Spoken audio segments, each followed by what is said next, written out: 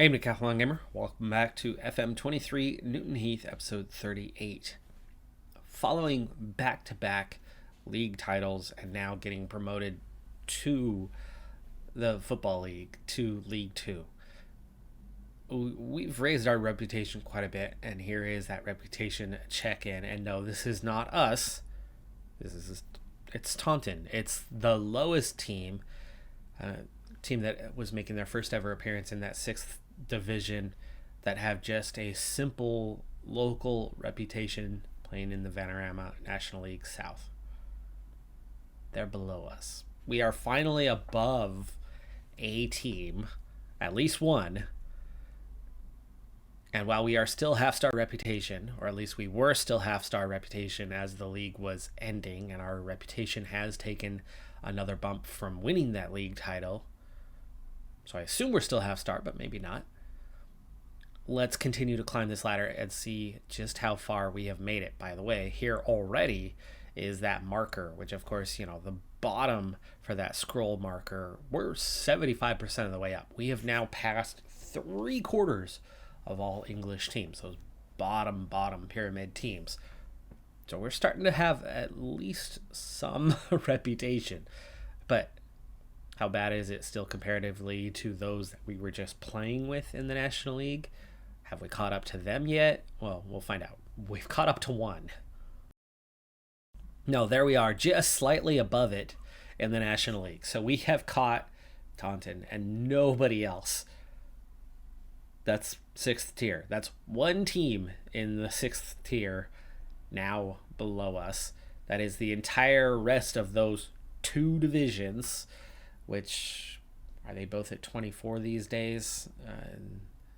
Things have changed a little bit in recent years with, COVID and a couple teams not surviving. But if you're looking at about 48 teams, so there's 47 still above us. And then you have 24 in the National League, still above us. And then, of course, the entirety of League 2, which we are about to enter.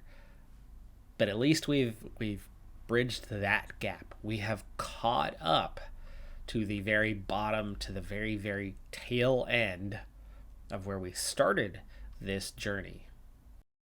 Just above us now is Macclesfield,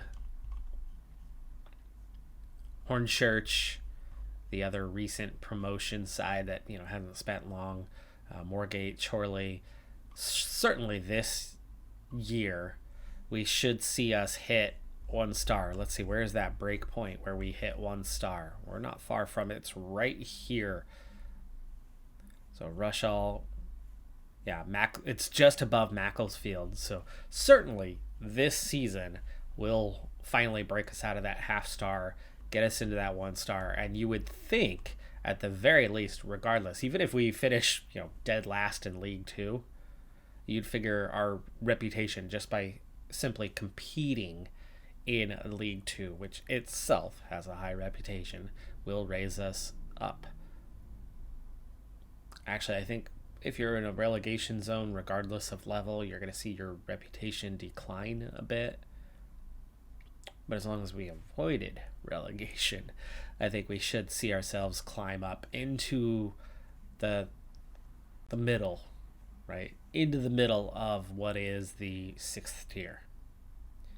A good year, if we were to, go on and win the title, I think we could see ourselves bumping up enough to really get up in it with the National League. And here is where you see anything below. Looks like Welling, Guiseley are kind of the top of the outside of that 6th tier, the 7th tier and below, which it's weird to see them because they had such a long standing at higher levels. So it makes sense that these are the ones that do have the highest reputation. But you can see how it starts tucking in, after that. I mean, you're getting the last year 6th tier Oldham, who just got relegated, right?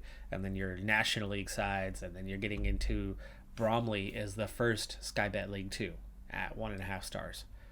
So us coming in still at a half star with nothing but local reputation clearly stands out as a Okay, yes, we've made progress. Yes, we have passed 3/4 of all English clubs. But no, we are nowhere near our peers. In fact, there's really only 4 teams in League Two that have 1.5 star reputations. After that, it already jumps to 2 stars. He may not have won the fans player of the season, but Shaq Ford has gone ahead and claimed the Vanarama National League player of the year, which we previously congratulated him on, as that was given out about a month ago. It's late June now.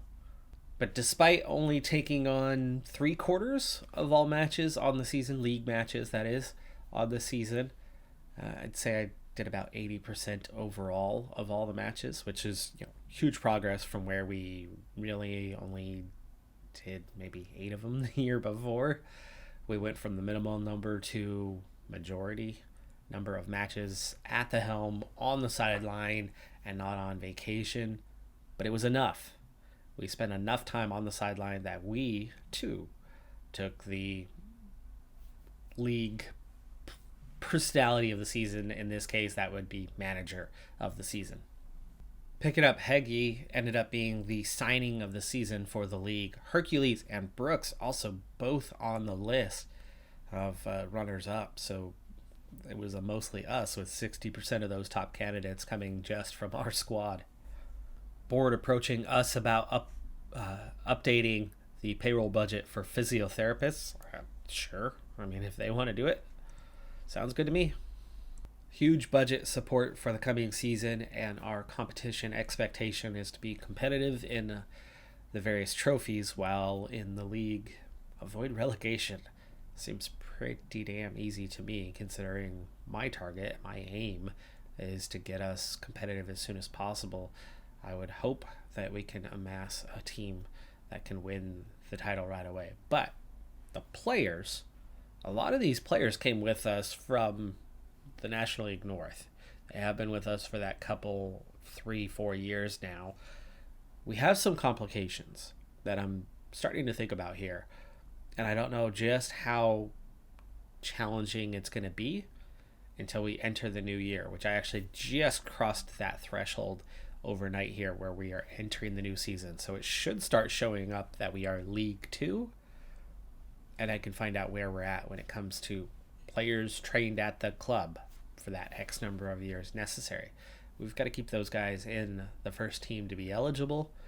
Let's A, hope we have enough of those, and B, that means we can't just bring in 11 new players and completely rework the squad to have League Two capable guys. A lot of the players we had, they're going to have to stick with us.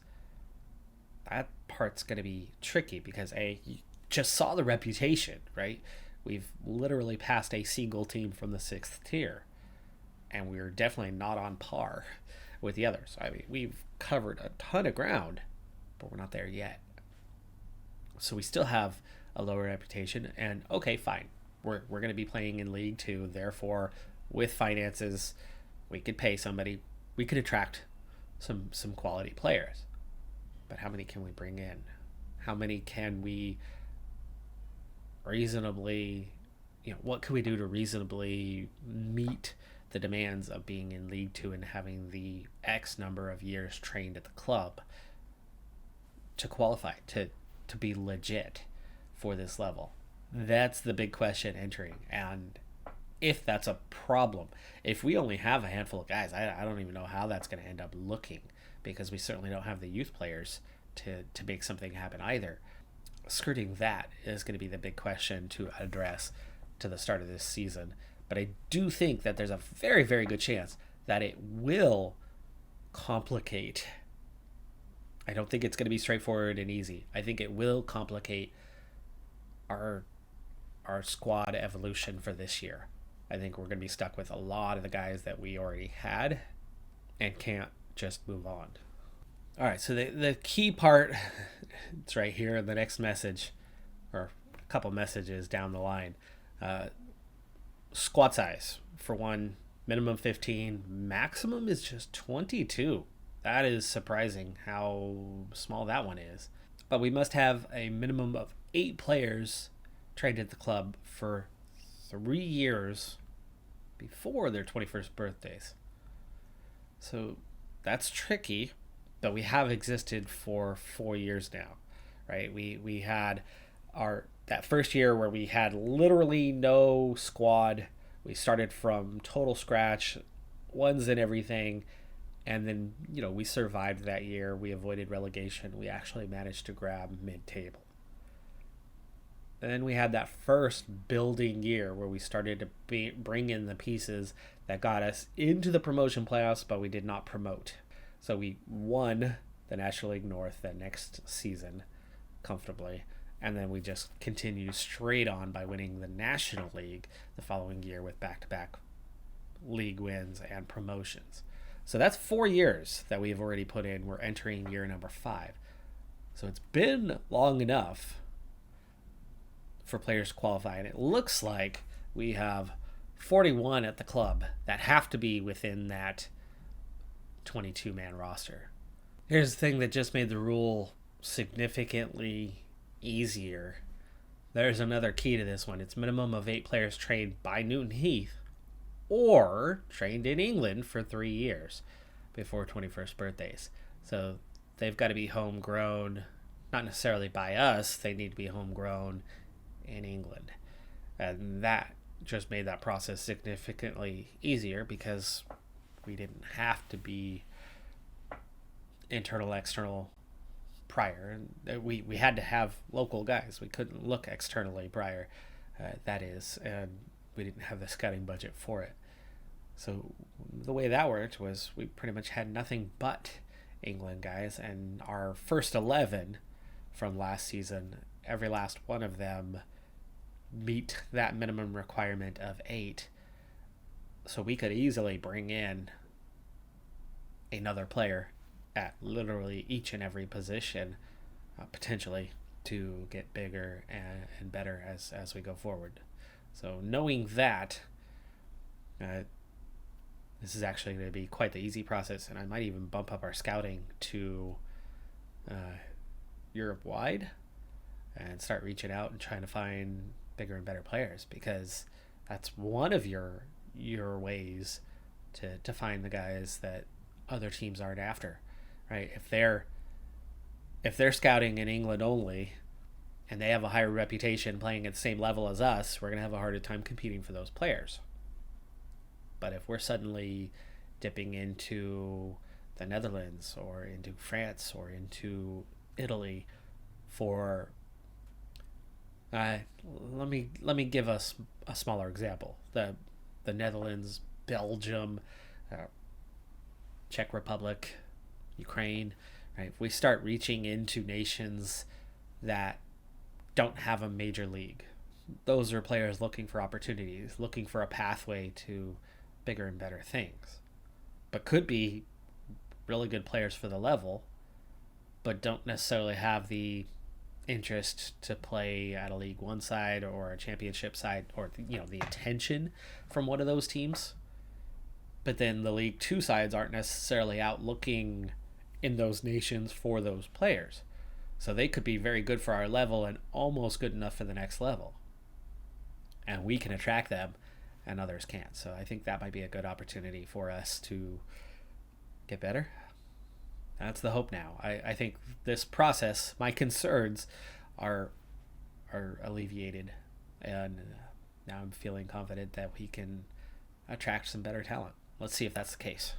Most of the contracts I had on the U21 side, which was only a half dozen, I let expire. I think I only have 1 or 2 returning guys from that group. So we have some holes to fill. I have enough U18 players to compete properly in the league, but the U21s was a new creation early last season, so it was too late to get a league invite. We have one now, so our U21s will participate in a U21 league this year, in a reserve league. That means I need to sign on a few guys to help fill that out, but it's really not a big deal, because you could pick up the amateur, the grayed out players, the random guys that are willing to step in and be a part of that. So it's not that we necessarily have to go have a full squad, but be helpful. for paying for that to have more than 2 players on the roster. And we're on to that day where we have the expiration of contracts, and it's going to open up that free agent market for us, which this year I'm not going to be afraid to start spending some money in transfers. Don't want to go crazy with that this year. I'd still like to really bank some money for the club and continue the facilities upgrades, because they're approaching the level they need to be at, the basic level they need to be at, but they're definitely not anywhere near the level we need or want them to be long term. So that's still an immediate concern for me, and I don't want to just be throwing money at every player in the league. Facilities are a necessity, and I think they should take priority. That being said, I am willing to start spending, just not the insane amounts. But free agency is still going to be a great way here early on to make some moves. But on the same day that we enter that market becomes a viable option for us, we once again have a notice about how Ratcliffe wants to step aside. The first thing I've started with is all of my scout focuses and finding each guy who just got released from their clubs. So each guy that's now suddenly out of contract, and offered 4-week trials to all of them, try to bring them in, see who's interested. And that's a definite start point. And that's a fair list. I mean, this particular list, Skybet League One, we just recently started scouting. So for now, we only have the 8 recommendations I already had an offer. So that actually 3 guys from this list are now under trial bid for us. And we'll start with that, go from there, see if any of them kind of fit the needs. And then after that, I've got my short list. I need to go look at that one as well and see if there's anybody else there. My short list isn't terribly long, but there is one player anyway that has just expired from his. So we'll try here Jack Hanna and see if he's willing to come in for a trial. A lot of these guys, a majority of these guys, were not interested in our team last week. But now that we've transitioned into being a League 2 side, it's a different matter. Also, some of these guys were on contracts, and now they're not. So it's a different matter.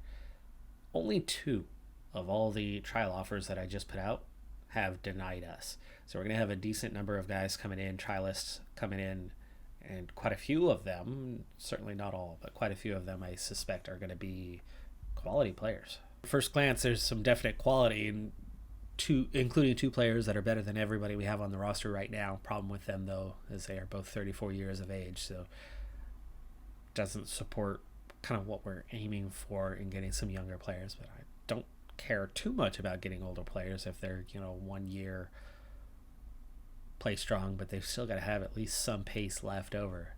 The next 2 are also in their 30s as well. The first guys in their 20s are both goalkeepers that, at least on paper, are showing up to be a little bit better than Heggie. I like Oliver Wright, but I mean, come on, Oliver Wright, only so much potential. And with all the work we've put into reflexes, he's still only gone from a 6 to a 7. And, without that being an 11 or a 12, he's just not a good shot stopper. He does not have that ability to react and make a stop, even though he's got some good attributes otherwise. That one alone is going to always keep this guy out. And as a 23-year-old, it's not like he's got a ton of potential. And without strong goalkeeping staff, without great facilities, you can't expect this guy to improve rapidly. And through that 1 year, he picked up 1 point. You wait another year and he picks up 1 more point, he's still not going to be good enough. And at some stage, if not this year, but probably by next year, we're going to climb that ladder again. So he's just never going to be adequate. So looking for another goalkeeper is a definite option. So signing one of these 2 very well could be the first bit of business here this off season.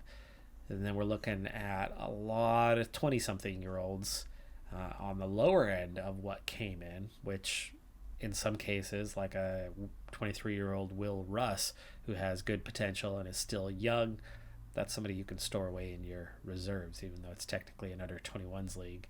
Not sure exactly what our league rules are on selection for guys over the age of 21. Unfortunately, none of these players we've brought in so far are in that age range. None of them are U21s. They're just young professionals not yet at their best. So checking back in on what exactly has our profile risen to, well, it's up to 2,000. And that is about 350 points higher than what it was just a couple weeks ago. Makes me think the promotion and or the league title just clicked in with the turnover from last season to this season. So I think we have seen a significant boost already, because we were at about 1650 just a couple weeks ago. So if that's the case, if that's where we're at with that one, then that extra 400, I mean, that's got to be pushing us up. Where are we on reputation now?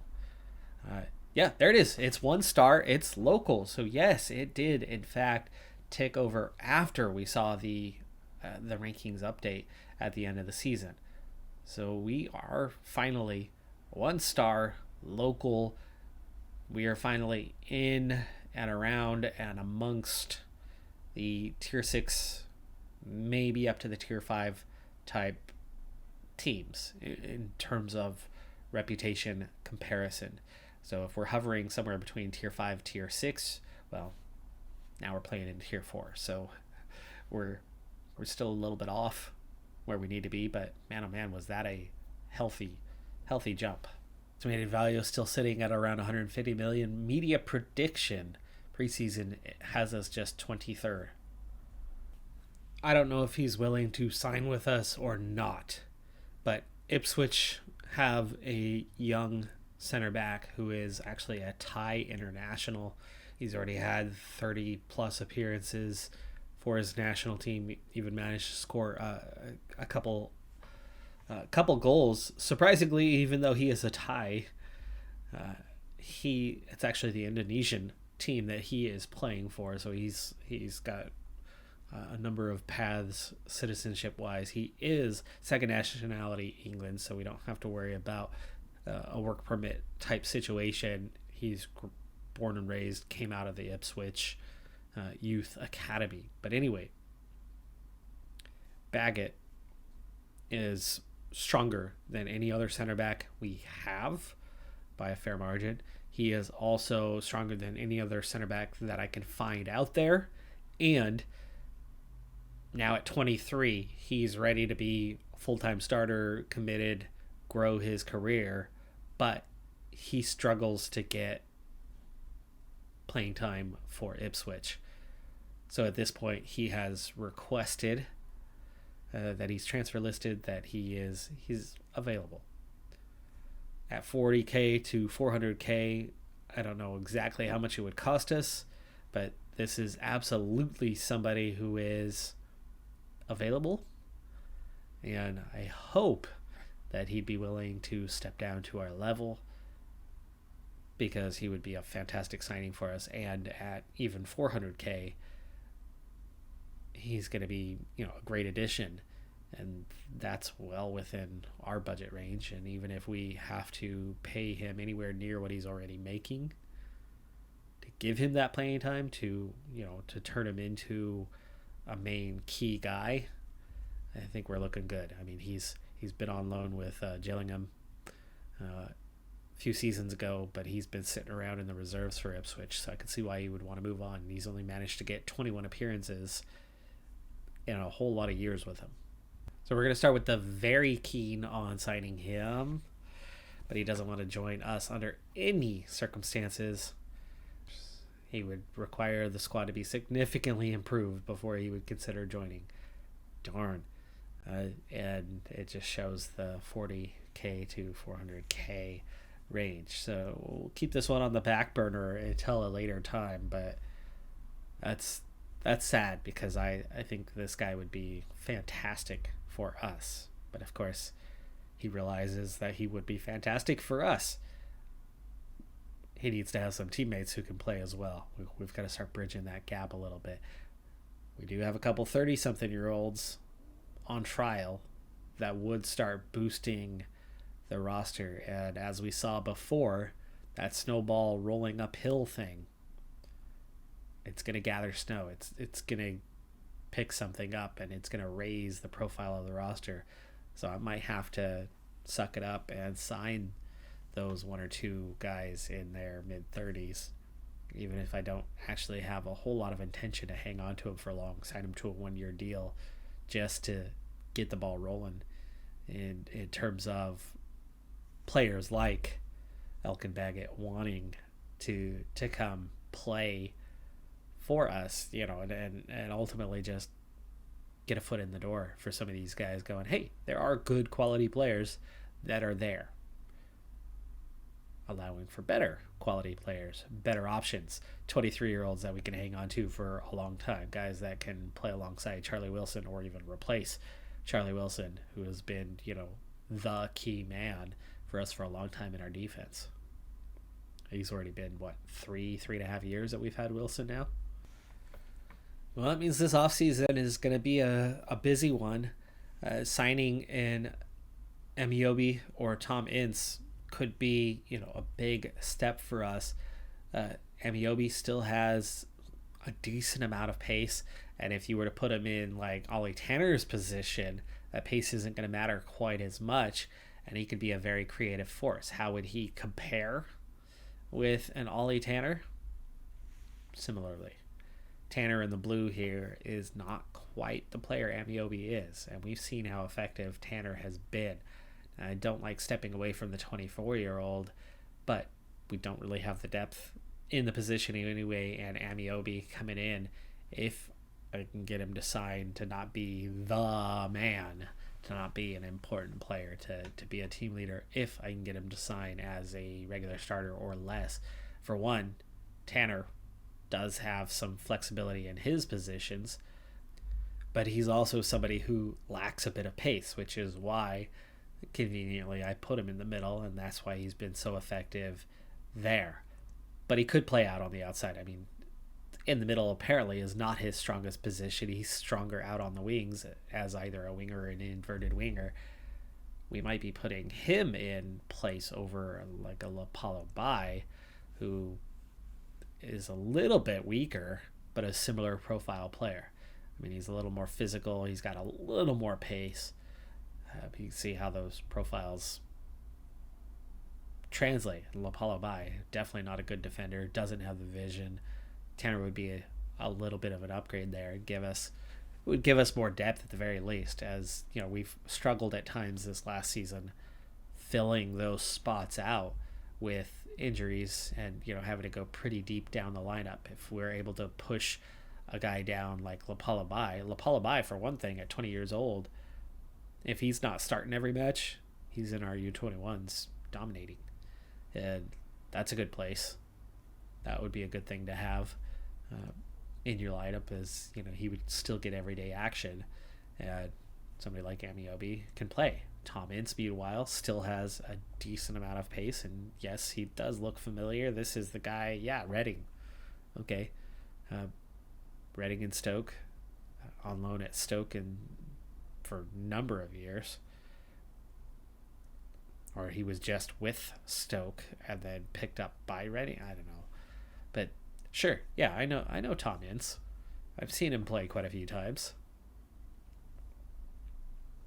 Decent player, definitely a decent player, and you see outside of heading and long throws, not the best on defensive, not the best ball recovery, and sure, that makes sense, but high work rate, good off the ball, good composure.